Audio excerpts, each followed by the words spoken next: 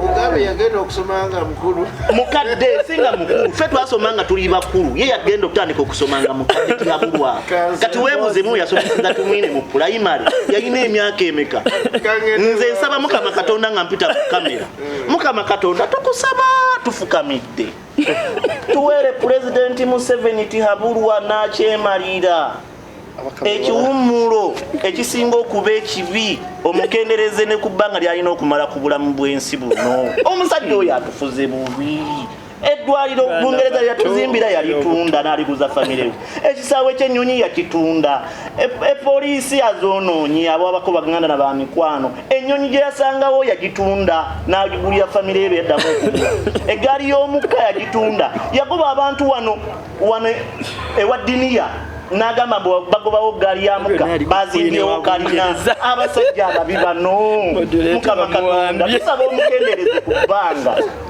ly'obulamu bwe kubanga batugane tusaba bubi ne tusaba omukendereze ku bbanga ery'okuwangala ku bulamu bw'ensi mukendereze ku nnaku ze omusajja atufuze mulyo abaana baffe tebasoma tetukyalya ku ngege ennyanja yageguza buli kimu akiridde banange twazza gwaki tuwa tugambe tukusasule tujja kwesona ne bikina abakikumi 10 salade yaziza abonyeza musajja gwe kuba twakola ki mukuru munoli mumubonyabonya weru watta mukazi we nota abaana be nota abenganda ze no baana bo bakimye nga wenale naye banange Museveni oli mubi n'abakulya mu ngalo Esebo agina duli no mubonya banna Uganda Fake Media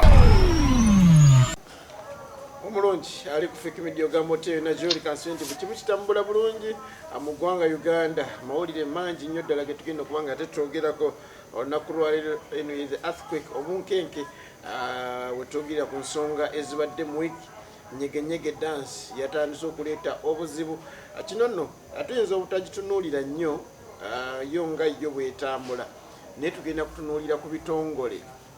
ebitwala eggwanga lino Uganda amasiga asatu amasiga abiri galabika gatandise okuba nga gakubagana ku nsonga ez'enjawulo buli omu ayagala okuba nga alaga eryani bwetunuulira gavumenti engeri gye balimu bwetunuulira katugambe executive ne legislature batandise okuba nga ate buli omu awanda twatunulidde netulaba prime minister Robina Nabbanja Musafiri yavuddeyo ye n'agamba nti Nyegenyege dance festival eyina okubeerayo naye ate right honorable Anita Among wamu n'ababaka ab'enjawulo bo ne bavaayo ne bagamba nti nedda tejja kubeerayo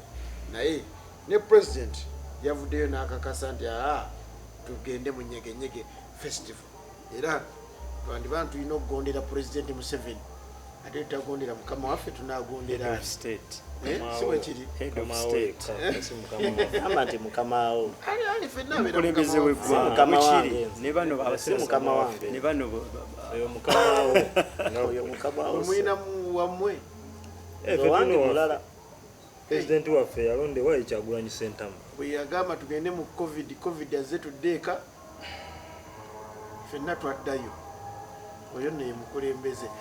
yayiwa amagye ku kkubo n'alaga okuwamba ensi Uganda yemu ku nsi eziri mu Commonwealth etwalibwa United Kingdom era we batyo olunaku lwali olwakuna muli ne gatuuka mu nsi yonna ekyamazima Queen Elizabeth owokubiri yavudde mu bulamu buno obw'ensi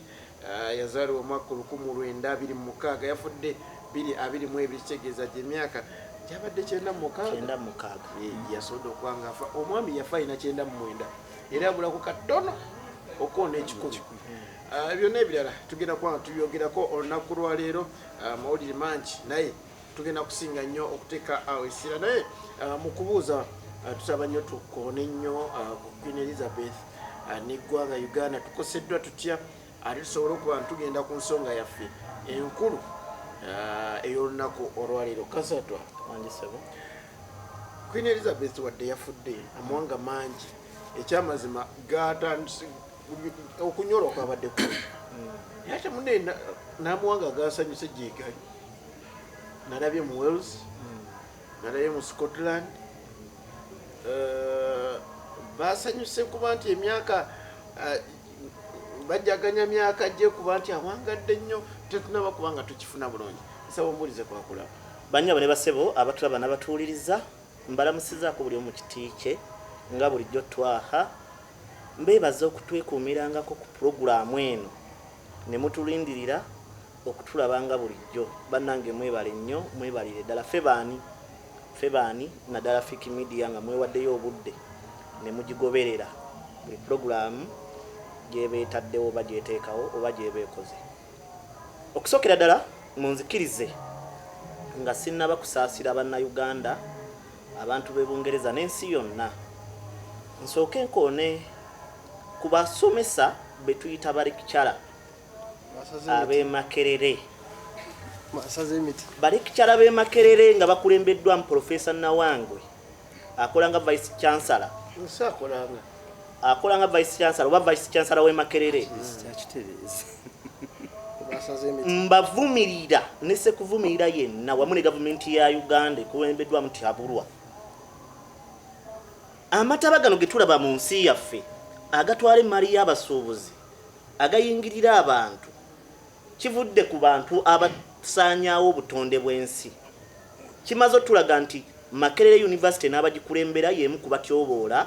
era bamalawo obutonde bw'ensi wiiki ewedde najja wano neemulugunya nga basaze emiti okuva mu bitaala bya Saapolo Kaggwa mpaka ku Shell Saapolo Kaggwa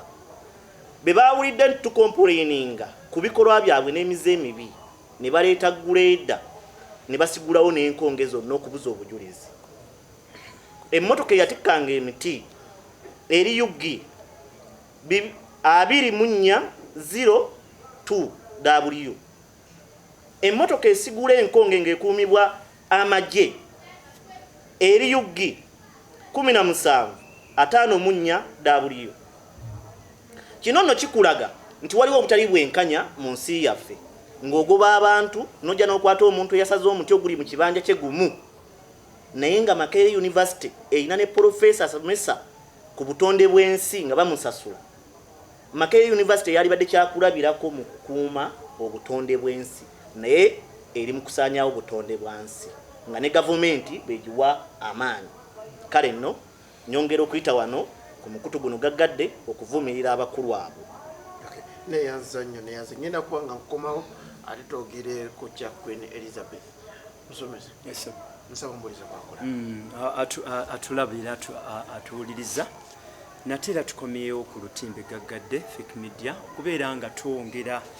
okutaganjula ensonga newankubadde ekiyongobero ky'amaanyi olw'okufiirwa Queen waffe abaddewo mu mbeera yonna naye era tujja sigala tuguma tubeere nga tuguma kasita embeera ejja kusigala ng'etambula bulungi enkolagana z'obubiri of course kyo weekiri olw'ensonga ag'amawanga go gabaddewo okulaba nti ffe ndowooza torch ebadde nungi nnyo eri Uganda ekifaananyi kye tulina e Bungereza kirungi nnyo naddala omulembe Museveni bantu bangi bannayuganda bakolera e Bungereza mu gundi zonna ez'obugundi amawanga gonna agali mu UK United Kingdom twegazaanya ekitali ate eri ewalala etali butebenkevu naddala bannayuganda ate embeera eteekebwawo era nga twongedde okuba tooki okulaba nga bannayuganda ate abali ewalala buvidiyo obuvaayo nga waliwo embeera etatambula bulungi naye mu Bungereza twegazaanya era tuba tunyolwa olw'ensonga agenda okudda Mbigere naye era emyaka mingi ndowooza myaka 76 kati era olaba nti oba oliawo kijja kuba ate era olugendo lujja kuba luwanvu ate era okwongera okuba toki okulaba anadda mu bigere finale mu bbanga ate lyetusuubira nti lijja kubeera liwanvu nnyo naye kyeŋŋamba nti agenda okudda Mbigere era emyaka nagyo mingi kubanga 76 bw'otunuulira nga emyaka tutagamba nti anaatera okufa naye enteekateeka kubona aluddewo ebbanga lyamaze ebbanga libadde ddene nnyo kitegeeza obuwonvu n'obukko abo baddemu Uganda twatuuka ekiseera n'ofuna independence nga waali so mu mbeera yonna tunyolwa nga bannayuganda naddala bannaffe abeegazanyiza amawanga ng'ate naffe ogendayo olugi luggule wonna tusobola okugendayo so tunyolwa olw'embeera eyo naye katusabiragane era bannayuganda abali eyo tujja sigala tukungubaga wamu nammwe era nga tubasabira embeera etambule bulungi omanye enkyukakyuka buli lwebaawo kati omwana yagenda kikwatamu ne tutamanya entambula nga bwenabira naye tusaba kitambule bulungi nga maama wabadde akitambuza kuba abadde mulungi amannya katono nnyo tumebaze Richard butuufu kiba kyabulyaza amaanya obutayisaawo kano naddala okweyanjula tumebaze Richard kansala wammwe era ku luuyi lwa NRM affe abali ku wadi nambe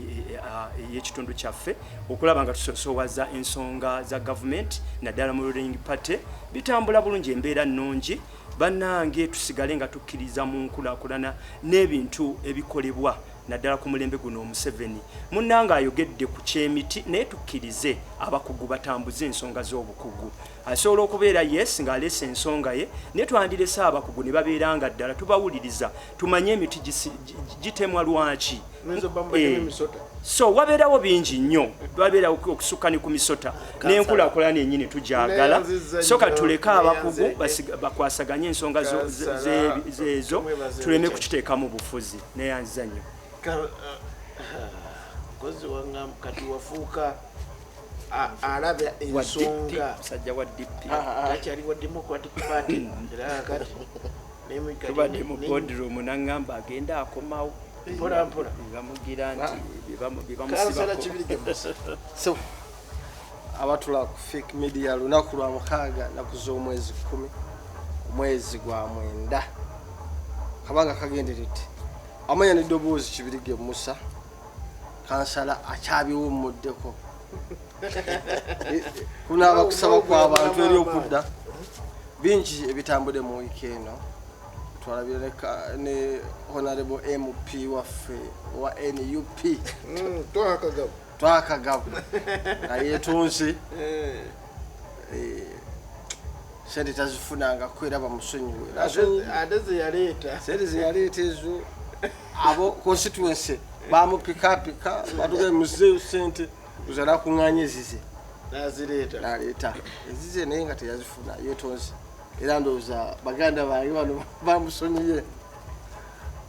era mu kobalo erimu twafiiriddwa Queen waffe era nga yavaako ekitundu wali ekaseese ekya Queen Elizabeth n'akituuma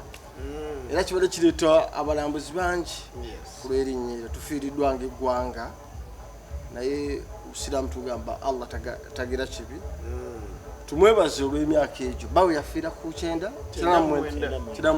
n'obutundutundu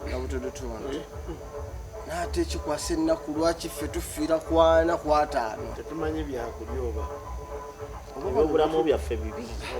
era tusabe Mungu naffe atuwe obuwangazi nga bwe yawadde omukyalo oyo era tusaba Mungu amulamuze ekisa amina neyanzanya kansala kuzi sente muzikomyawo we muzeddiza weewaawo sebo neyanza moderator okuddamu okunkyazaako amanya nze Kwizera Ronald kansala akiikirira ekyalo kya Kazo Central Zone 2 division ye Nansana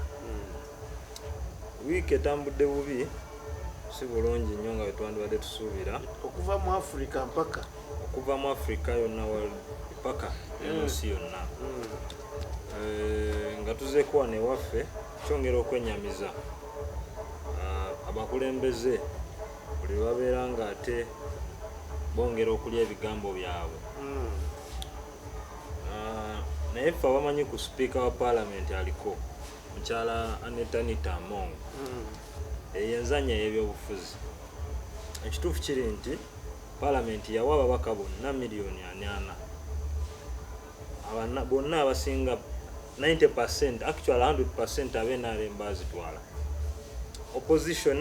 bwe bali abazitwala era abali tebanaba kuzitwala oluvannyuma lwa kibiina kuyingiramu nekibategeeza nti ssente ezo si nnungi nebazivaako. Dr. Twaha Kagabo yakakyusa ebigambo bye emirundi 4. Meeting bwe yali ekamwoca yakkiriza nti kyaddala nze ssente nazifunye naye nabadde manyi nti ssente ezo zezimu ku emoluments ze batuwa. Naye oluvannyuma lw'okunyonyola nti emoluments teziyita mu bisawo ya ssente ziyita ku akawunti n'ategeera nti ssente ezo fu. Twaha Kagabo y'omu n'akyusa ebigambo bye bwe yali ku CBS program emu ate n'agamba nti ssente ezo nazifunye naye nze nazikozesezza dda naziwadde abalonzi bange. Kagabo y'omu yalabibwako n'ekisawo kya ssente ng'akalakala nakyo ku Parliament era ng'alaga n'agendako ne mu ofiisi ya Leader of Opposition n'alaga nti nkomezaawo ssente ng'ekibiina bwe kyalagira. Kati Twaha Kagabo y'omu yayongedde okulabibwako mu Parliament nga yeetonda mu maaso ga Speaker. Naye fe ababeera mu bisengo mu munda abamanyi ku information eri omwo bw'ati Anita Amongo wazanya politics we agenda n'akola ekintu n'akusubduinga n'akuteeka kubanga Speaker wa Parliament alina obuyinza bungi osobola okumalako ekisanja kyonna nga tozzeemu kuteesa mu Parliament ebwonika omukono kubanga etteeka ligamba nti Speaker wakulondanga omuntu amaaso ge gasoose okulaba oba ge galabye so tolina tteeka mu omugaanira wakirabako omugenzi olanya yamalako omwaka mulamba nga tateesa mu Parliament yakadala neyeekyanga so Speaker alina obuyinza bungi naye tukimanyi nti Dr. Twaha amazima matuufu ssente yazirya n'ababaka abalala batavaayo bazitwala naye ekyo ffe tetugijjaawo ffe ng'obukulembeze obutuufu bwa NUP tukkiriza nti ne oba waffe tulina okuteeka mu layini gye twagala toyinza kubanga ovumirira buli bwanguzi ate nga gw'obulya ffe ng'obukulembeze tubujjayo era ne tubuteeka mu maaso g'abantu y'ensonga lwaki olaba nti n'akakiiko k'ebyempisa bwana Twaha kamwejjereza emisango kubanga nako katambulira ku ntoli za mukyala Anita Amongo neyanzege tugenda kuba ntogera ku nsonga nnyingi ensonga gye mbadde ndowooza neerabidde ensonga y'akalulu k'e Kenya kooti nagenda okuva wano olunaku lwali lwa 6 nga ekyamazima nze kennyini nga nalaba nga be baali omulamuzi byayatandise okukubamu tooki nga biri nnyo nga bikuba nnyo ttiimu ya Raila Amolo Odinga era kansala Twaha wano yakiŋŋamba nti okakasa kyoyogedde ne mugamba kyenjogera akikakasa so tujja kwebaza nnyo ndowooza democracy twatandise omulamu waliwo ekigambo waliwo kooti gye nataddeyo nga neebuuza nti Uganda tunaasobola okufuna ku mbeera ng'eyo omukulembeze avaako ng'ekisaliddwawo kooti takyagala naye ng'ate alina okugondera constitution tujja kuba ntutuukawo awo twogerewo tugenda kuba ntwogera ku Queen abajjukira nti ndowooza yasemba okujja wano yali 2-7 ku Commonwealth zirukira nali mu P7 netulinda ebibuuzo baleete ebibuuzo ebyo ne tubisoma tewali kyajja naye tugenda tandika ku ekyabannaffe aba Parliament wamu ne Right Honorable Anita Amongo ne Prime Minister ku Nyegenyege Festival ya mugaso ki eri eggwanga njagala nnyo tutunuulire tetutunuulira birimu njagala nnyo tutunuulire kintu kiri broad nti abantu bano ababaka ba Parliament bavudde ne bagamba nti ebintu bingi ebizze mu ggwanga ebyetaagisibwa okuteesebwako abantu bangi abadde n'ebivulu nebisazibwamu Parliament neetavaayo kwogera ku bivulu ebyo nti bannaye ebivulu by'abasajja lwaki tibivaawo naye Nyegenyege Festival erimu ki ekyenjawulo Speaker avuddeyo n'agamba nti yemu ku bikyasinza okuleeta ssente mu ggwanga Uganda kasatwa eŋŋumi eri mu masiga 2 ne Nyegenyege Festival kiki kubanga tuyinza okuba ffe tutunuulidde wano naye nga waliwo ekiri emabega mu kintu kino kyoyogedde kyekituufu ensi n'eggwanga bwe liba lifa liba n'obubonero bwe liraga bannansi nti ensi efa oba eggwanga lifa bannansi ne twebaka oba ne tusirika ffenna tukimanyi nti abayizi b'amasomero bazzeeyo ng'ennaku z'omwezi 5 Monday ya weekend gye tumalako naye mu parliament yennyini omumyuka wa minister w'ebyenjigiriza ow'amatendekero agawaggulu ow'ekitiibwa Muyingo yayimiridde n'agamba mu parliament essomero limu lyokka lye lyafuna olukisa oba lye lyasaba okulikkiriza okwongeza school fees teyalyogedde nti somero baliyita bwe bati era yabadde awadde nti agenda kudda alyogere naye mu byonna amasomero ga bbeeyi nnyo ebisale by'amasomero ebyenjigiriza bye bifuga buli kimu mu nsi mu mbeera eyo ebyobulamu bifu batugamba nyegenyege wano Museveni okuva lyawamba mu 96 tewaliwo parliament tewaliwo sigadamuzi tewaliwo semateeka Museveni ye president ye saabalamuzi ye speaker wa parliament era ye parliament era ye mateeka olunaku lw'olimanya nti kino tekijja kukola nga Museveni takyagala tekijja kukola olunaku lw'olimanya nti kino kituufu era kijja kukola nga Museveni akyagala Nyegenyege Festival teri mu kirungi Uganda kyefuna teyina kubanga buli kimu ekirimu kibi ffenna tukkiriza nti obuli bw'ebisiyaga bubi oba Sodomu ne Gomora mwenna mwamuwulirako bye bikolebwa mu nyegenyege ffenna tukkiriza nti ekimansulo kibi bye bikolebwa eri naye lwaki biri mu parliament President Museveni ng'agamba okulwanyisa enguzi yasinga ojjira n'ogigaba bano abali mu kulwana nga bakulembeddwamu sipiika mu nyegenyege tejja baayo n'omuvubi najja n'agamba ejja baayo president najja n'agamba n'akyemaliya tiwabulwa egenda beerayo bali mu kulwanira munyago obutitimbe n'obutitimbe obusukka mu biliyoni 9 bamaze eddo zifuna kukivulu ekyo ku lunaku lumu lwakuna lwokka ne kino beerayo olwokuna olwokutaano n'olwomukaaga olowooza bagenda funa sente mmeka naye nga kiki batutunula bugwenyufu omuli Sodomu ne Gomora mu njogera ennyanga obuli bw'ebisiyaga obw'amalaaya okwetuna kuba abaana babeerayo bwereere kyannaku nga abakulembeze be bawagira ebintu ebyo abaali badde bavaayo okubirwanyisa ate be babiwagira kati bw'ombuuza ki ekiri emabega w'ekyo kuli kunyagulula na kuttattana ggwanga golowooza lwaki biri wano Uganda ewafugibwa abantu abatagoberera amateeka era batalumirirwa nsi yaffe nga mpunzika tugwana okuvaayo nga bannayuganda twegatte tulumbe twetaase kuba eno gavumenti egenda tuziika nga tulaba fe abaluubirirwa okuzimba eggwanga eppya yabaffe betubanga ddala nyegenyege wa mugaso lwaki abakulu abo tebamutwala waabwe lwaki tebamutwala waabwe kakati abo abatono abanabeerayo mulungi baba mulungi lwaki bamuteeka wano okumpi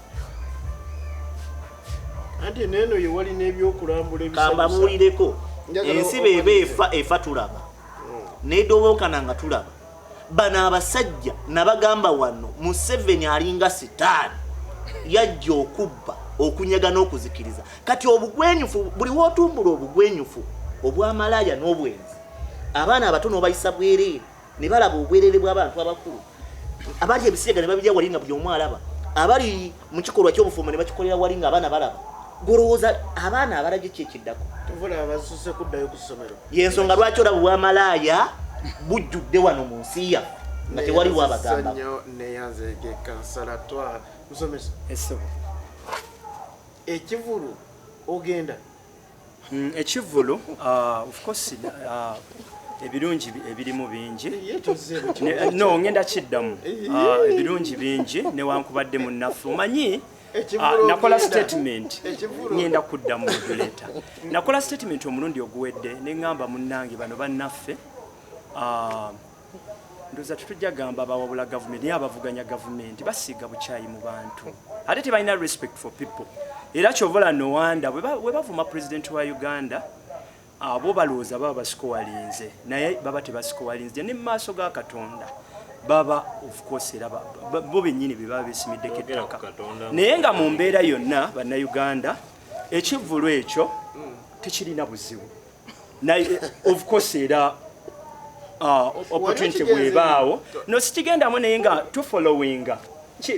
kibadde waje kibadde ensi zonna ono ayolesezza obutamanya n'agamba mbu kiri mu Uganda no wangi bibeerayo promotion of culture culture abantu bakuŋŋaana ne baleeta okusinziira ku culture yaabwe kati bwe twogera ne tugamba nti boogera bwe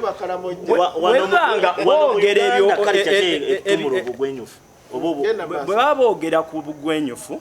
nsuubira buli gwanga liba ne culture yalyo singa ŋŋenda mambuka Kalamojja nendaba omwana omuwala nendaba maama ennyambala yaabwe mutuufu yeesittaza ku nze kuba si culture yange era bw'ogenda mu West oba mu Buganda ekyo tetukikola ekyo kyo kive naye bw'ogenda Kalamojja it is okay to them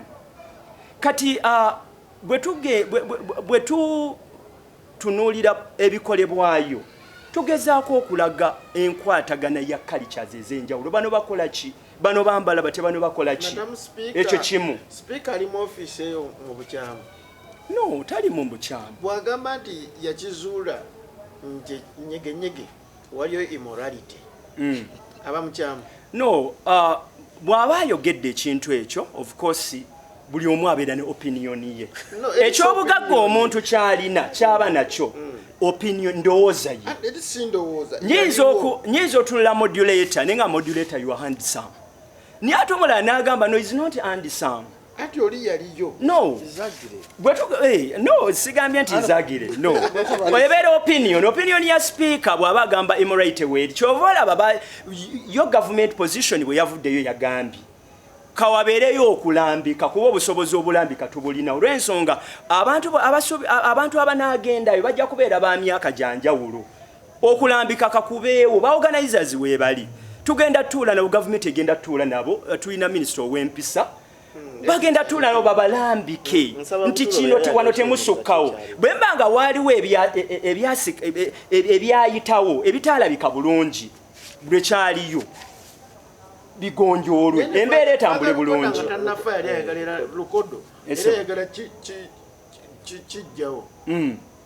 anti kyenjogera ku opinion tetugaanyi buli awakuŋŋaanyibwa awakuŋŋaanira abantu ate nga balina culture za njawulo of course wabeerawo ebirumira byo bibaawo naddala mu mpisa ne mu mbeera ne mu nnyambala ne mu kukola ki naye mu mbeera yonna twogedde ku culture ekyokubiri amawanga buli lwe gajja kuba abazze bayitirivu nnyo abazze mu Uganda ekyongera okukatiriza ensonga nti mu Uganda mulimu emirembe mingi no position of course position yange erimu opinion yange nze nja genda n'ekifaananyi ekinene ŋŋambe nti programu eyo festival eyo egenda okutegekebwa Uganda efuniramu wa saawa eno tutunuulira nti tukyetaaga omuntu wa wansi omubeererawo mu mbeera yonna tugenda funamu ekyo kimu kali kyegenda kubeera tewali agenda kugwenyuka munnayuganda yenna afulumya ekigambo nti wagenda kubeerayo obugwenyufu oyo musekerere era mudduke okulambika kugenda kubeera kw'amaanyi ebyalumira oba oliawo ebyalumira okusinza ku opinioni z'abana abavuddeyo ne bagamba ebyalumira bigenda okulambikwa kugenda kubeerawo president already tujja kukwatayo kakiripo ojja katosonyi ojja bba tokategedde tukateeke mu bigambo byoyogera ng'owagira nyegenyege no ebeerewo terina buzibu enyegenyege ebeerewo era nga government position yayo yavuddeyo ngeri clear naye yataddeko no ngenda kubeera mpeereza government kuba tulina ebyokukola bingi obudde obwo bwe nandigenze ennaku 3 okgenda oli wagamba mutabani we wajja n'agamba taata njagenda mu nyegenyege of course oba ogambye mutabani wange omwana yali nakubira ku ssomero kabakulu bagende naye ng'ekituufu kyo kiri nti abaana bange bakyali bato so tutambule nga tukkiriza mu programu za gavumenti ate twaniriza abantu bannaffe ne baba balina ekintu kye baleese bwe twogera ku bugwenyufu President Museveni ye yennyini etteeka ly'ebisiyaga yagamba ne bwe banaakola kinze yagaana oditeekako omukono obujulizi obulaga namba 1 tawagira ebyo ebintu ebikyamu ebyo tabiwagira era bamubriefinga alina ba advisors bamubriefinga ne bamugamba no president bwekitibwe kigenda okubeera tuwagenda kubeerawo bugwenyufu okulambikibwa kugenda kubeerawo mu Uganda ekyo kyo bano abenoonyeza ebyabwe tubawa attention kakibeerewo programu zitambule Uganda ekifunemu culture tumanye bannaffe kiriwa then n'akasente ako nako tukeetaaga n'enkolagana ya Uganda n'amawanga amalala byonna byonna bijja kutuyambanga kubanga ate nkomawo Magnific Media. Achali kukola chamanya ddala tukyali ku obukubagano obuliwo wakati wa Prime Minister wamu ne Speaker wa Parliament y'eggwanga Uganda ku nsonga za Nyegenyege Festival. Prime Minister agamba Uganda tufunamu ensimbi engwira mpitirivu ate ye Prime ye mkyala Nitamo atunulidde abaana abato n'obugwenyufu obubeerayo tatunulidde ensimbi Uganda zifuna naye ayagala kutaasa bugwenyufu kuva mu ggwanga musomesa kati otunulira ebintu mu angyo etali ya byabufuzi kati kyensingana okukwagala kuno Nyegenyege neyaza wangambe wasoko omutesitesi wa program paka kakati ndabika siri mwetefutefu kyogera nga kyo Nyegenyege kyankanga bwe tukyali baana bato kigambo ekyo kina kikyategeezanga kama mulungi differe tumanyi era totugamba tusobole osigala tukyogera banye bali basiba abatulaba ku Fik Media obusiraamu nganza omusajja omusiraamu tugambe enkomerero n'abeetuuse bingi ebintu obubonero bw'enkomerero obugwenyufu era bwe bugwenyufu tulabira ddala wadde munnafoona agambye basuubiramu akasente bingi ebireeta akasente naye nga byonoona era nga eddiini yabitukugira okugeza nga okuteeka akasente ko mu loogi kuzimba loogi wadde yemu ku bizinesi singa okukolera bana abasajja bange nandi oba ozimba loogi gwe gizimbe nenniye gamba ndi nteereddewo bantu banaaveeyo basolemu bamale bakeere bakole ki kati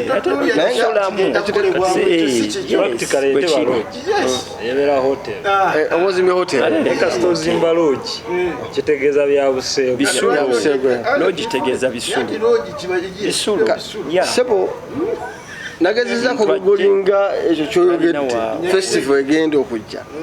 nembutuufu sina baana bokka okwonoona mu busiraamu n'amaaso gokka okulaba oba okoze otya oyono ate onakuba olimu tozzeeyo ng'osasudde akasente ogenda era nsaba ebitongole ebisatu ebifuga eggwanga okuli judicial executive ne legislature bikwatagane ate kimanyi buli omu ali independent bwoba buli omu alina kubeera ki independent alina kubeera independent tufunemu kafansonyi muganda ng'ono administrator sira wabula director junior ne waba akoze ensobi tovaayo kugiraga kkiriza mutambule neki n'ensobi Speaker yagiganye junior wa president gwe president wandisirise n'ogamba oli akoze eki oli asazeewo oba si kyekyomuyite agikkirize nga sigwa avudde kola ki kugikkiriza wage bannange kusinziira te kyenategeddeko katukkirize naye ku lw'obulungi bw'eggwanga lyaffe bannange bingi tuyinza okufunamu essente ebirala bingi tuyinza okugyamu omusolo okusinga ki ebivulu byammwe mukama wange era mbadde nkutuma sisaba bya ggwanga lyonna si bya NRM nkutuma nga gwe omwogezi w'abakansala ba NRM mu bendobendo lya Kazo Ward otegeeze bakansala banno bagambe abantu baffe baleme byenyigiramu era bakivumire ddala kuba busibufu bwa mpisa mugalange wadde tulina okudifeninga buli kimu twabaddeko Kalamojja naye kansala omu gwe twagenze naye yagambye bannange nze sigenda va mu mmotoka ne twogenda kalica y'Abakalamojja kati si kalica eba kalica kuba kalica nyingi abantu bangi ababaayo okwolesa shaka dansi tonnagiraba nga nkakasa wona aba ogirabye oyinza obutanyumirwa kinyo kyokola ki bagenda kulambikibwa bulungi osanga byanyumirwa era byagadde bwe tuva ku mpawo ne tudde eno endowooza yawukanira ddala naye nga kyanaku ogamba nti abaana bazze ku masomero abaana bonna si babisolo era nja kunyumirwa nnyo nga n'owa agenze kubanga kimanyi oba wadde ate nze nandyebuuzizza lwaki ate omuzadde yanditutte omwana ate ffe gavumenti ffe kyetutunuulira twagala abaana bagende ku masomero basome abaana balina kubeera mu masomero yanaku 3 kuviddala ku Lwokuna baana bangi tebanadda mu masomero ate ekitundu kye babituddeko wegero bwekivulo nkakasa ebitundu 6 ku buli 10 abaana tebasoma tebasomera bagenda kubeera esatu abaana abo bajje beetabike n'ababa abagenza okusoma eyo gundi festival etukende kusomero era abaana nkakasa banaava eri president akikkiriza kati nga bwe tulina interact club ku masomero bagamba twagala festival etugirese muganda ngo nagikkiriza mu ssomero niye kye tuba tufokasingako kulambikibwa kugenda kubeera kw'amaanyi nnyo nga mpunsika bannange abatukulembera bingi ebireeta ssente naye nsaba si buli byonna tubyembracing tulondemu si buli ssente nti ewooma wadde eba nnungi wadde ogifunye sente nungi ogikwata naye si buli emu teki ebaayo erakira n'olwekyo nsaba ekivulo ekyo twandikyesonyiye naye tewali kyakukola eriyo eŋŋombe egamba nti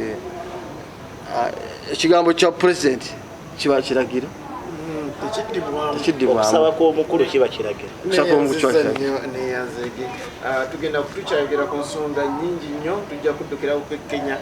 tulabe abakkiriza n'ekyabaddeyo n'abakyawakana ate n'ensonga ya Queen Elizabeth kansala President Nyegenyege Festival bwe yabaddeewo n'obukubagano ne bujja ne sipiika we yaviiddeyo n'agamba nti n'abaagala okonsita bakyangu balagana kino kiki kye tuba tusinga otutunuulira lwaki amasiga gano tegakwatagana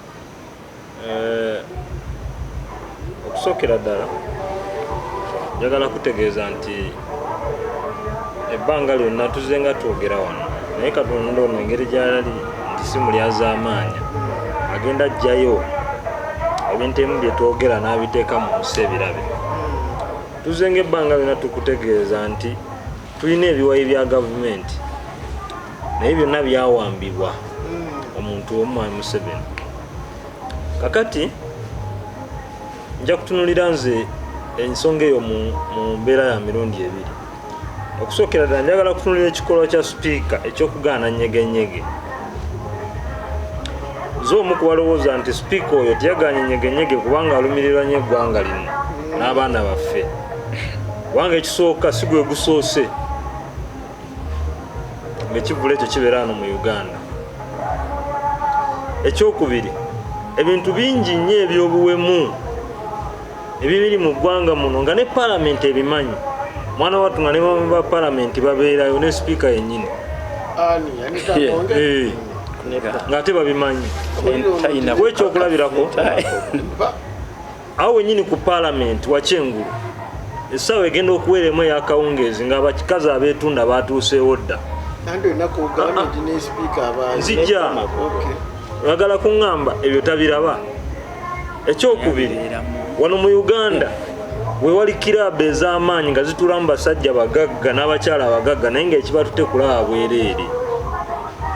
bw'abantu paalamenti ekimanyi ne sipiika akimanyi. Wano mu Uganda waliwo ekifo nga ogendayo abakyala ne bagenda okwoza emmotoka z'abasajja naye nga bazoza bali bwereere nga bali bute singa waŋŋamba ate basajja bagagga ne wenandi kugambye kubanga tosobolayo n'ensi endala tosobolayo okyali musajja mukulampola abasajja babeera bali bantu babitiibwa moze yange babitiibwa kakati njagala kulaga nti muno mu ggwanga mulimu kirabu nga bwamalaya bwokka bwe bukolebwa muli stripping abakazi bagendayo okulaba abavubuka abanyirira abalina emibiri nga balina bwerere kyekimu n'abasajja ne bakola ebyo paalamenti ebimanyi. Naye mukyala Anita Mongo yavuddeyo ne yeekangabiriza kubanga akimanyi nti Nyegenyege Festival omanyi tiketi ya Nyegenyege sente zegula eza wano omuntu wa wano agulidde wano $16,000 gya Uganda ennaku zonna 3 lunaku lumu buli lunaku $16,000 kakati omuntu ava international ave bweru asasula $120 per day gye $7,000 okuyingira tetuna kubala accommodation. Kyovona minisita bwe yayimiridde mu parliament n'agamba nti abantu abakasasula ssente wano bwe tugamba nti tukigalewo tetusobola kuba refundinga ng'eggwanga tuli mu biliyoni na biliyoni za ssente. Kati sipiika yavuddeyo ne yeekangabiriza si kubanga ayagaliza nnyo eggwanga lino wabula kubanga ssente ezo ezazze talinaako share. Tuli fenna bulido nayogera nti Mwami Museveni simanyi ayagala nnyo eggwanga lino era munnange yagaana okusayininga etteeka ly'abasiyazi. Kankubuulire Mwami Museveni tewali kintu wano kyeyali ayogeddeko nga kituufu y'omu ku basajja abakulu be n'alabye abalimba tomutegeerera. Njagala kuwa example esooka Mwami Museveni azze ayogera lunye nga agamba nti ayagala kulwanyisa enguzi wano mu Uganda naye ng'ate ebigambo bye tebikwatagana na bikolwa bye. Oyagalawo nga tokimanyi nti wano emunyonyo waliwo ebbaala y'abasiyazi bagiyita Mikizi Pub togimanyi ogimanyi eri munyonyo bbaala emanyiddwa ensi yonna naye basiyazi babeerawo. Wagala kunga Mwami Museveni ndakimanyi nti mu arcade eziri mu kibuga ne bavubuka bonna abasiyazi mwe bali initiative ki government gyolaba gyekoze nga government olaba nti makomera bwayise kwataganyi b'enjaga nti egenze kutayiza bali babisiyaga n'abantu babuwemu. Uganda buli town eri wano mu Uganda buli town major town erimu awamalaya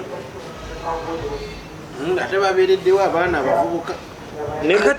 ebyo byonna bitunulire mu mbeera eyo nga gavumenti yennyini yavaayo mu covid wano nekubisa bad black akalango ng'alanga bagamba nange ba sexual workers fe bamalaya baana mmwe mwesonyiwa abavuzi b'ebimotoka balina covid gavumenti nemusasula miliyoni 5 byawera bamwa box ya sente wamanya nti wali 5 because of course era omulimu gwe yakola gwali gulabika kati problem eri yali national problem abantu nga bafa it was saving life. Omuntu abadde mu mbeera eyo baba bawuliriza baba bamuwuliriza anti kati obuzaabuza eggwanga abuzaabuza alimba omuntu yalimba asose n'alimba n'agamba nti obuli bw'ebisiyaga bungi mu Uganda naye nze kyemubuuza etteeka president yali sayininga ate yali sayininga ekyo kyaba ategeeza munnauganda abanga alaze nti president w'eggwanga abanga ategeeza nti president w'eggwanga yasayininga etteeka eryo bwe babanga babikola era bavunaanibwa bakwatibwa ndeete vidiyo eraga nga tubanga bakwatibwa kubanga bye bakola bya bumenyi bw'amateeka atalina simu agenda gitwagira kuki twogera ku bisiyaga agende maaso netabuzaabuza ggwanga omanyi bano basiiga bukyayi kubuzaabuza bantu ati when you are deceiving bw'oba olimba mu kamera tuba tulina okukaminga in oleme kubuzaabuza ggwanga kanko ekyokulabirako wano waliyo obulumbaganyi mu Karamoja wa Katore Solas yasituka ne bataliyoni namba gekulembera mutabani we ne bagenda batta abantu banalumanya ne basalumanya twagala kubuuza ekibuuzo omusajja mukulu ono di government lwali ekoze initiative nti kakati tulwanyisa muli wa bisiyaga tumukutte tumuconvictinze tumutadde mukomera nziremu tiriyo nenjagala kuwulira na kino wano waliwo amateeka mangi agakola ku buli bw'enguzi abantu bameka bakwatidde ku buli bw'enguzi nga waliwo n'abakwatidde red handed n'ebisawo bya ssente mama Museveni yennyini n'abaprotectinga ayagala kubawakana Dr. Musenero teyaliwo tuli ku tteeka lya bisiyaga tuliko yali sayininga teyali sayininga atubule mu kamera ategeeze abuzaabuza teyazze kulumirirwa bannayuganda yazze kulumirirwa nsawo awo nakatuveewo ekyokubiri tubadde ebbanga lyonna nga waliwo abaana abaffe ba promota b'ebivulu abategese ebivulu gavumenti n'ebisazaamu abantu abo tetubalabangako nga palamenti ekutta omuliro olw'abaana abaffe abawano ne parliament ya Uganda nebeera reduced to that extent parliament discussing enyegenyege nga tuyina abaana abali Dubai abali Saudi Arabia abakonkomalidde mu detention centers e Dubai nga tuyina n'ennyonyi ezaffe government yagaana okubajjayo ne mu parliament netakidiscussingako kyovola nsaba Katonda laddunga 10 zikuwe parliament yo buli ali mundu omwo afiiremu ate bijja abali mu parliament bonna mune ziyinza kuba wawe era ye ziyinza kuba kubanga omubaka nkunyingi kyoyagaliza minister for internal affairs yave Dubai n'aleeta n'obutambi bwonna n'abukuba mu parliament naye n'ababaka bonna baaganye yadde okuteeka parliament ku nninga ebeko nekyekola ku lw'abaana kakati atubulire ku kanso balinayo n'ekiteefu gye bataddewo wane ate kati kanso ekoledya ku ebyo namwe mwogere kati njagala kutegeeza nti nyegenyege Mwai Museveni bwatuuse n'eggwanga lino takyasobola takyalumirirwa bannayuganda Mwai Museveni ensawo egenda kutuuka wabeewo oli agamba nti ngula amazzi gonna agali mu Lake Victoria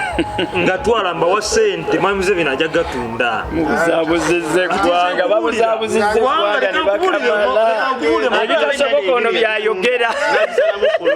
ebitasoboka kansala byayogera maliriza kankubulire bwe nti sebo gavumenti ng'erimu nakyemali njagala omanyi nti Mwai Museveni tasobola kubula nsi yonna gyagenda mu Bulaaya singa abavudde mu Uganda mu ne famire example yino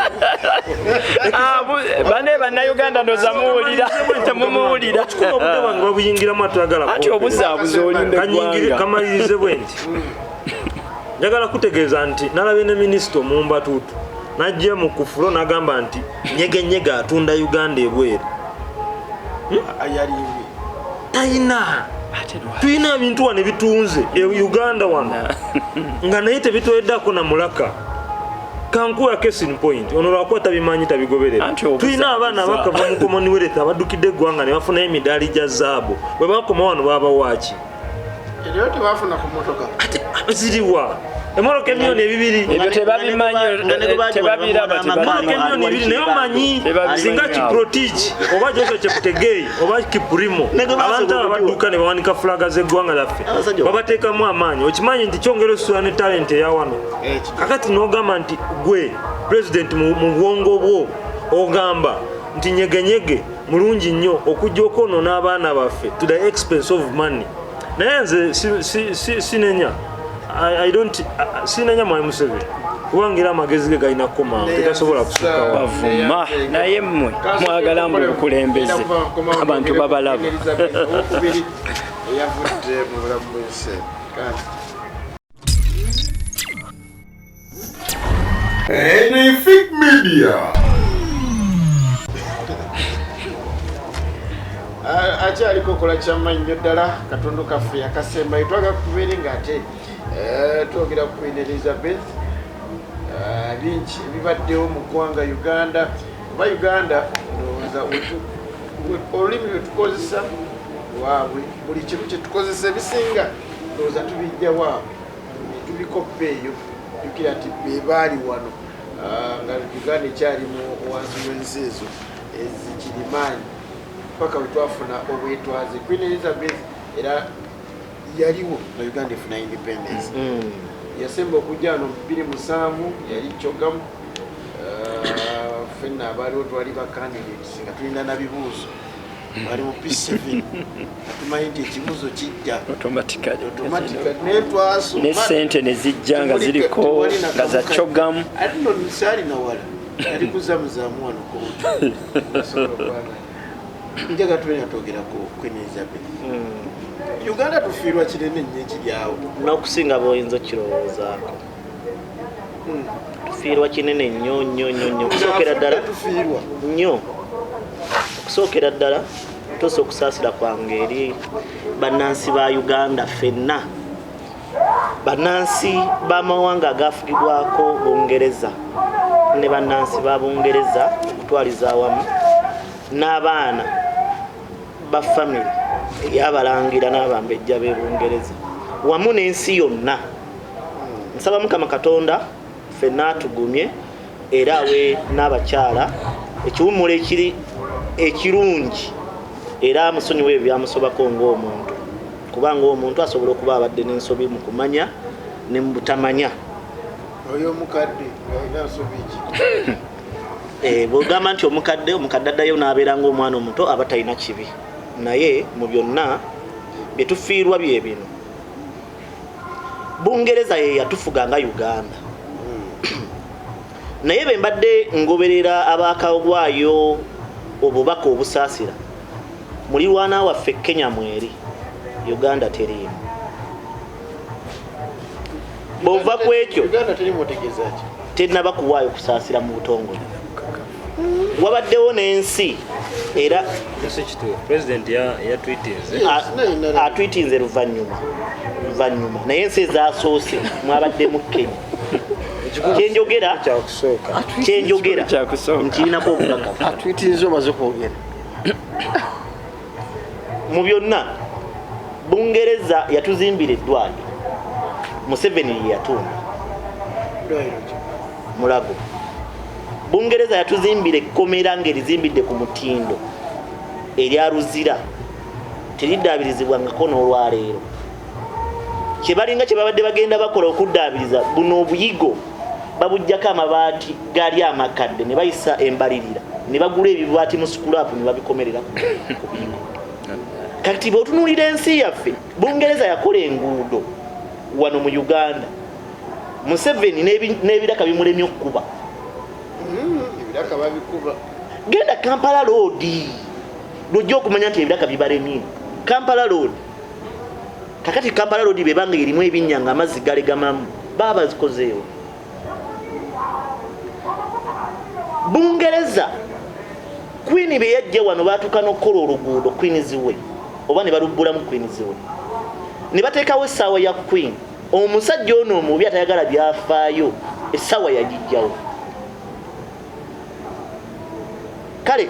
ebizibu byebisinga mu kino Queen atukoze bubi okufa nga takomyewo Uganda kubanga oba oli awo yali badde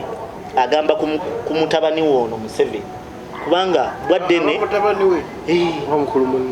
si mukulu munne Queen afiiridde ku myaka 96 ye alimba baba alimba emyaka gy'alina tulina muyita mutabani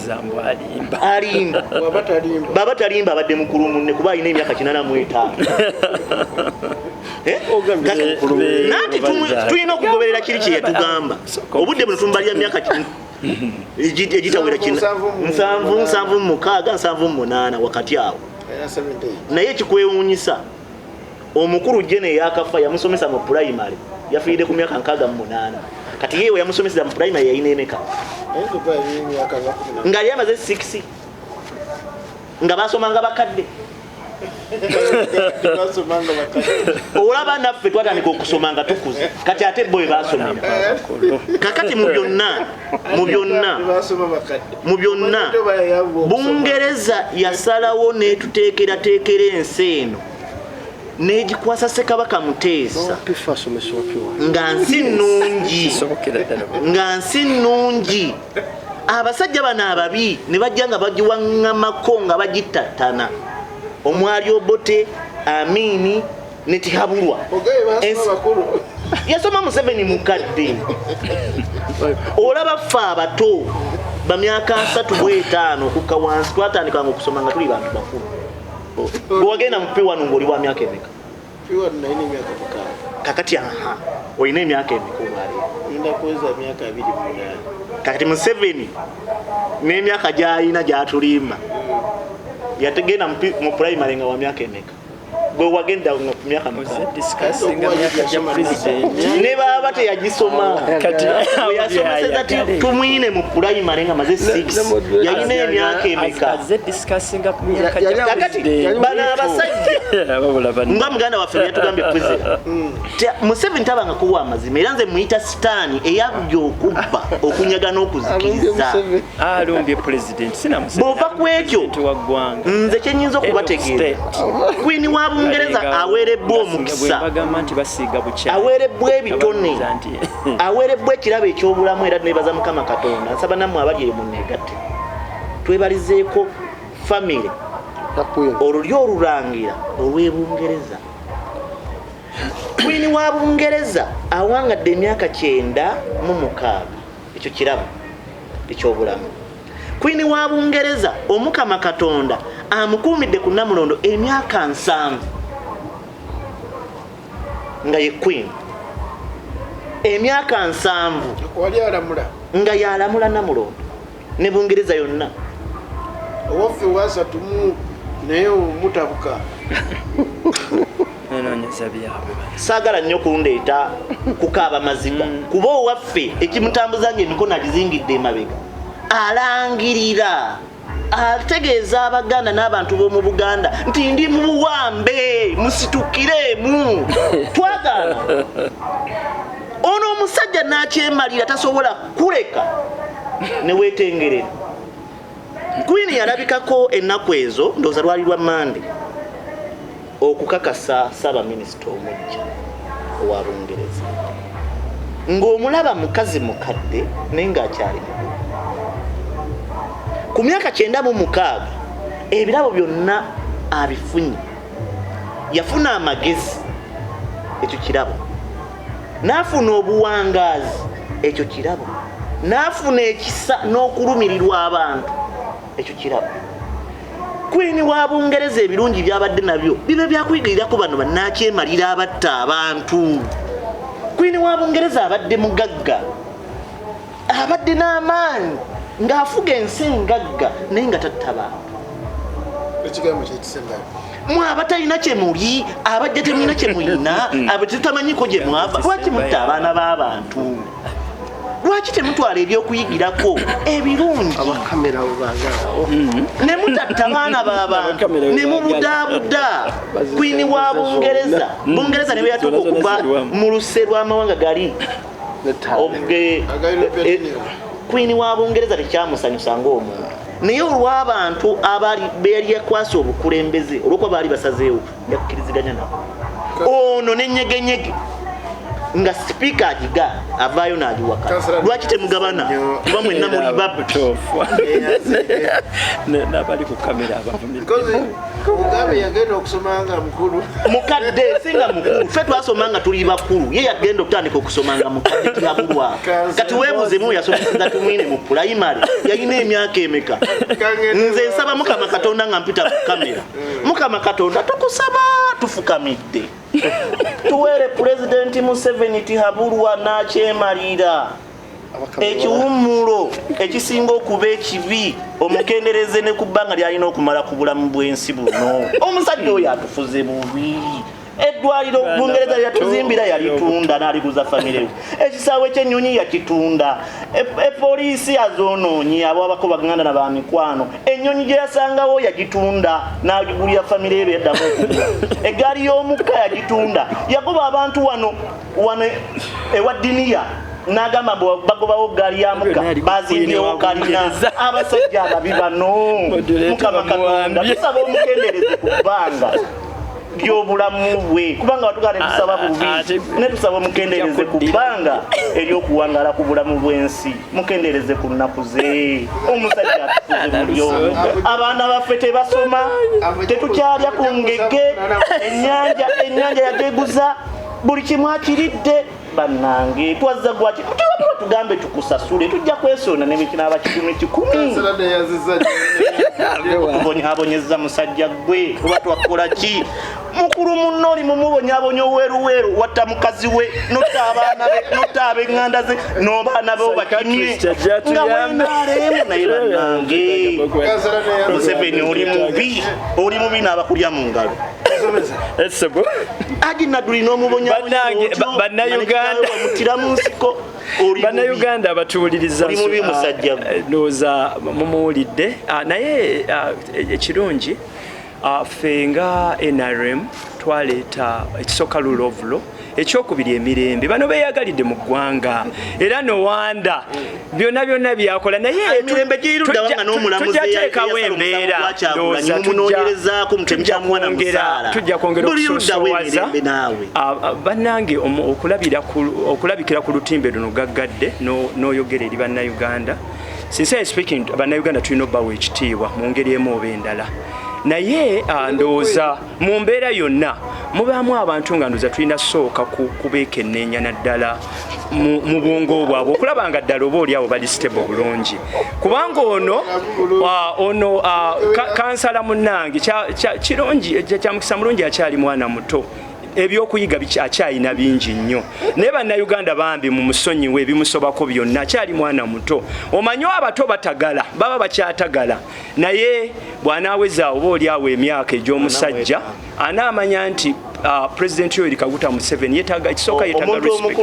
ekyokubiri ye President wa Uganda ekyokusatu bannayuganda baamulonda era neggulu lyakikakasa nti President wa Uganda tugende ku kya Queen wa Bungereza kakati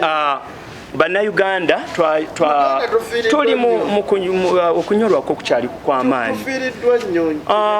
Uganda weeri kati kyamukisa mulungi no okunyolwa weekuli naye Uganda okusinziira embeera gye tulimu tulinga omwana eyeetengeredde kati asobola okutambuza ensonga ze mu ngeri emu oba endala ebbanga lyadda nnyo tukuze Uganda ekuze Uganda esobolera ddala nnyo okwebeezaawo mu mbeera yonna newankubadde era tusigala okubeera nti enkolagana ebeerawo n'ekibiina kati kye tulimu nga one of the Commonwealth countries of course Bungereza kigikakatako okubeera nga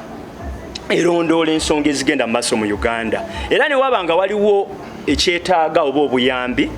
neetegefu nnyo okubeera nga butambula era bubadde bujja naye kati essaawa eno this time round tulaba nti Queen mother waffe of course Mukama omwoyo gwagulamuza ekisa tugenzeeko naye kati tugenda kukola transition nti kati kivudde mu Queen agenze kati tufunye king ate era oba oliawo tujja ku Queen yazzeewo musajja yes musajja kati no twogera ku king yes abangereza babadde bakola statement tubadde tufollowinga nga mbutuufu olw'okuba bambi oli abadde Queen mother waabwe babadde badressinga king as queen nga beerabira ne bamadressinga as a queen naye nga ono musajja yes so bambi embeera yonna abadde more of them than them of her so kati Queen ali omusajja so tulina king yaliwo naye olaba n'abangereza babadde badressinga king nga queen kitegeeza kiba oli abadde kyamaanyi nnyo gye bali bonga babadde bo mu mbeera yonna ebbanga libadde ddene ate n'enkola za Queen zibadde nnungi nnyo ye mukyala abaddewo mu mbeera yonna abadde ng'avaayo mu myaka gy'emikulu n'avaayo n'alambika ensonga ba Prime Minister 15 bayise emikono gy'abaddewo ng'ajja n'abeerawo okulaba nga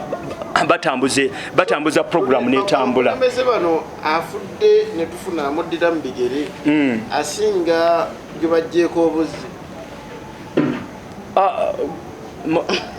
Moderator sikitegedde kyogamba. No omukulembeze afudde ne tufuna amuddira mu bigere asinga gwe bajjeeko obuzi. No kisinziira kuba kati ebiseera ebisinga tutunuulira nti focus tugiteeka nnyo kwonazze abeera zze of course ku bukulembeze tetutunuulira nnyo gamba mbu ate afudde oba gwe bajjeeko obujje ebyo byonna tubyesonyiwa oba avuddeko oba afudde tutunuulira kati ono abeera zze kati essaawa eno Bungereza no si kibuzaabuza modulator ekiseera kino Abangereza tugenda kubeera ne King tufiiriddwa kati tulina kye tufiiriddwa mu kuvaawo kwa Queen nga Uganda of course tulina bannayuganda bangi nnyo abali mu Bungereza kati tutunuulira embeera egenda okuddawo oluvannyuma lw'okubeera nti kati Prince agenda kikwatamu nga King buli lwabeerawo change wabeerawo enkyukakyuka mu ngeri emu oba endala tuba twagala nnyo tulabe omuntu ono omupya abeera zze engeri gy'agenda otambuzaamu ensonga naye tusaba nga bannayuganda kisigale nga bwe kibadde era tusigale nga twenyumiriza Mbungereza kubanga Mbungereza lyerimu ku ggwanga erina organized obulungi no wanda naffe kyovola naffe Uganda tuli very organized kubanga bebaali mu Uganda twali wansi waabwe era bingi bye twabayigako ate olaba Abangereza bo tebakoze munnange nga bannaffe eno omuntu n'agenda ne basanyuka of course nabadde nsoma ku Wales okusinga nabadde nfokasinga nnyo ku Wales twalina saga ya Diana Princess of Wales saga eyo ndowooza mba Welsh ndowooza kyabasigalamu ndowooza tujja kyabasigalamuko ensasaga eyaliwo eyo nsuubira waliwo ebitatambula bulungi naye omuntu no ekyokusanyuka sisuubira nti mbadde siraba kulaga ng'ate bano bannaffe eno bye baalaga naye bonna balaze okunyolwako kwabaddewo ate ne programs zonna olunaku olwaleero so kubanga okufa kwaliwo Lwakuna naye olw'omukaaga programs za emizannyo gyonna gyayimiridde okukungobaga tusobole okugenda mu maaso ekyo kiraga okunyolwa ate okuva ku ntobo y'omutima gw'abannansi nti newankubadde wayinza oba okubeerawo nga womanyi era omuntu wabeerawo ebiyinza obutatambula bulungi naye tetuteeka muntu ku musaalaba nga bannaffe bateeka abakulembeze ku musaalaba aba bagenzi olwokuba bali eno ewaffe naye kibeere kyakuyiga bannayuganda tubeere nga tulaga okunyolwa nga ffenna bannayuganda naye Abangereza tujja kusigala tuyimirira wamu bannaffe abali Mbungereza bannayuganda bannaffe n'abalala bonna tujja sigala tusabiragana embeera etambule bulungi tulabe King nga program bwanazitambuza naye nga tusuubira bijja kutambula bulungi. Ensonga Uganda tufiiriddwa ki? Neyanza nnyo moderator tuyinza okuba nga tetufiiriddwa oba nga tufiiriddwa ekibuuzo ky'obuuza kiri two-sided lwansonga anaamuddira mu bigere tetumanyi nkola gyagenda tulinze tulabe Queen Elizabeth mukyala abadde mukozi mukyala abadde alwanirira eddembe ly'abantu era mukyala abadde alwanirira enkola ya demokrasiya era ndowooza yenyigidde nnyo mu kulaba nti emirembe naddala mu mawanga agatwalibwako Bungereza gafuba okukola kutya lifuba okubeerawo nolwekyo ekibuzo kyomubuuza tufiiriddwa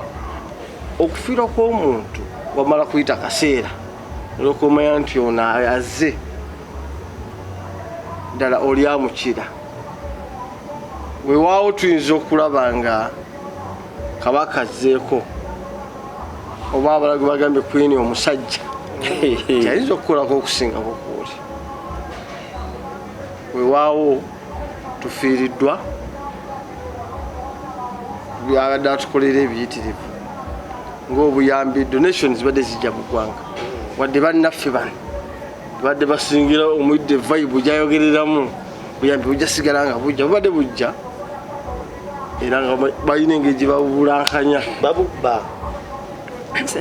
era Uganda siza statement bw'ogibuuziza bansuubira Uganda batufiiriddwa nnyo lwansonga accounts ziyinza okukyuka Uganda kati singa king tuli wadde agamba accounts zikyuse ono ye signatory ebintu ebisinga tubyekolera mu Uganda twandiba obulungi kulw'okugenda lwa queen naye era kiseera kyekyo myaka gibadde kituuse gigenzi yandibadde kufe paka 15 tukkirize Allah kyeyageze neyazege kansera kuse Uganda esalirwawa gaba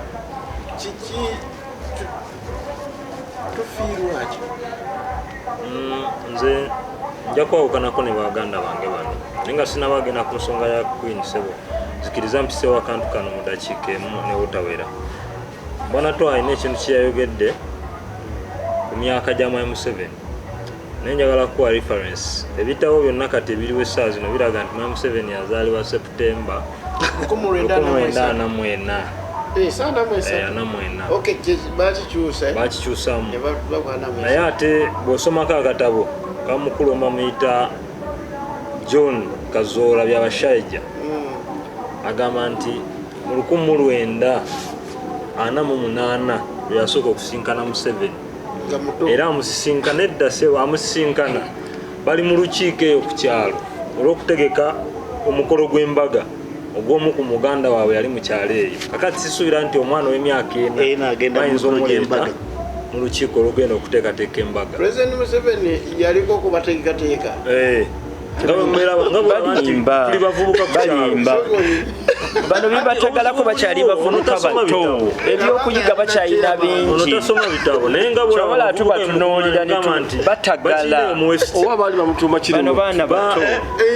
era kati kamuba myaka ena wakati akatabo kali gye moderator neewuunya omuntu asobola ogenda kati ekyo discussinga age is just a number nze ndiwadde n'okujja nenjogera mudde bwange ali mu mbaga ng'ateesa literally kyongera okutegeeza nti kikyamu otegedde kubanga John Yashaija agamba nti y'omu ku bavubuka abaaliwo akaseera ako nga bateekateeka omukolo gw'abaana lwekyo njagala kutegeeza nti Museveni mu myaka gy'emituufu ali mu myaka nga 94 naye eyo nvuddeyo bano bali confused tusaba mukama twandibadde twebaza mukama ebiseera biri naye Museveni bakyali baana bato ebyokuyiga bakyalina bingi kyoba batagala agende ku president wa nze personally wa ggwanga kwogera ensonga nga bbiri nze ng'omuntu siina yadde n'okunywa n'okumu nga Queen afudde bannange olusezi kingenda kusimba ensonga okusookera ddala Queen ono yajja ne bawamba eggwanga lyaffe Uganda oba ne batufuula ettwale mu ggwanga lyaffe lino era bwe baali bavaawo Queen oyo omu yeyatuleetera system eno Museveni gyatufuddamu nga bakola endagaano ya 1900 1900 agreement ye yakyusa system y'enfuga gye tulimu anti nzija eyo eyendagaano beba basanyukira abafudde kati avunaana mu federal system of governance oba oli awo yandibadde nogituli naye neewunyiza nti ne bana abasomesa baganda bange tebasobodde kulaba ebyo kubanga singa twalina system nga bwe twali nga buganda ekyafugibwa nga buganda nga bunyolo ekyafugibwa nga bunyolo nga west nile ekyafugibwa nga acholi region n'abalala bwe batyo nekyabazinga waali oba oli awo eggwanga lyaffe lino yandibadde waddeko kubanga nowanda bungereza yo esigadde mu system yayo ya governance eri waggulu senga wali bungereza jajja wali bungereza akuba n'abakyala omugenzi njagala ategeera ebintu nze ndowooza yange ekyukamu kubanga ebintu mbiraba mu ngeri yanjawulo sisitimu eno gye baleeta abangereza federal system senga buganda ekuze nga bano bali bubi nnyo kakati nga bali bubi nnyo batya tebalina byabwe tebalina amatooke gaabwe tebalina biki ebyobulambuzi byonna ebisinga biri mu western tebalina kasese n'amata gebakama n'amataga mwe bandibadde nabo bandibadde bazimba abanyolo balina balibadde bulungi kalamojja nsaba omuprotecting ku bakulu bano ati alimba kalamojja sub-region bano gye balowooza nti eri less developed tebakimanyi nti n'okuba ntekulaakulana kitegeke kubanga yemu region esingamu ebyobugwagga by'omu ttaka n'ebiragawa bwekulaakulana nanyiniyo bajja kutegeera ebirungi ebiriyo bingi so kakati bano anyway sijja kubamanya ebyo byayo banyumirwa kusitula nsawo z'abantu ffe tulaba birala kati nze personally nga nze yensonga emu lwaki ekyokubiri Queen ono n'eggwanga lya England ze zimu ku nsi ezisinga okuvujjirira Uganda eno naye ng'ate mwana wattu batuwa ssente in form of ensimbi oba obuyambi bwe batuwa in form of ssente ne batuwa obuyambi in form of military aid naye tuli benyamivu nnyo nti ffe nga abazze balwanirira eddembe ly'abantu tuze nga tulaga amawanga gano nti abaffe obuyambi bwe muweereza Uganda bukozesebwa bubi naye Queen ne gavumenti ye basigadde bakolagana bulungi nnyo ne Mwami Museveni ate nga bakimanyi nti emmundu ze bamuweereza okukuuma ensalosalo ate azikosa kutta bannayuganda so nze basically nze nga nze sinyoleddwa kubanga Queen ayamba ki mu mbeera y'omuntu oweewange oweekaze ali wano mufuna mpola nga oweekazo so nze sina basanyukira wabula bannanze sagala na Queen amalire budde kubanga senga moderator mpayo ka information njagala kutegeeza nti abantu bangi abali mu kuwambibwa mu ggwanga okuwamba kiwamba abantu kyazeemu naye tetulabangako yadde embase ya Queen ya Bungereza egamba nti tukonda eminga ebikola ebyoku so tewali afaine yanziza ebyo n'ebirala tujja kunga tetubyongezaako wiiki ejja bingi tetayogeddeeko akalulu k'Kenya tetukogeddeeko senga ali Bungereza jjajja wali Bungereza bakyayusente nga baleete tukikolera wabweru wabadde amaloboozi agayitamu ag'enjawulo mujja tusonyiwamu naye nga bingi byetujja okwogerako wiiki ejja naye nga leero ebyo bisobodde okuba nga tebyogerako mukama nkunkomere badde netamale Henry Hassan Musa wamu ne Musa Mutu bere bulungi tetugenze ku Kenya